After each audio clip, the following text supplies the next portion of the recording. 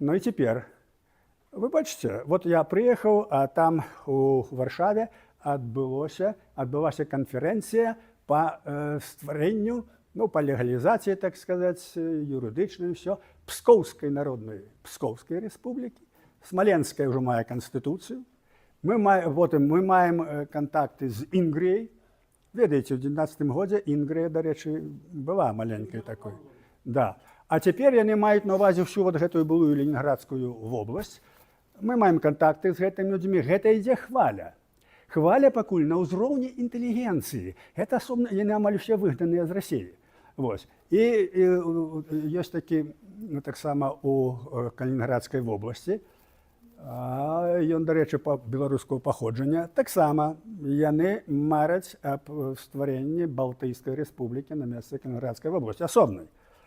Інгрія, далей Пскоў, Новгарад. Все гэта рэальна мае свае прадстаўніцы, а смаленскія, мы найбольш з імі звязаны, яны стварылі ўжо сваю канстытуцыю.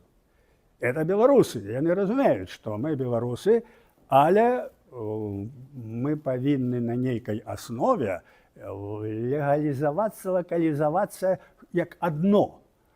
І аснову яны бяруць такое крывіцкае. Вот крывіцкія, значыцца, смаленскія крывічы.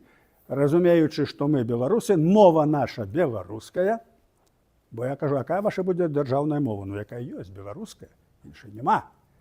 Вот.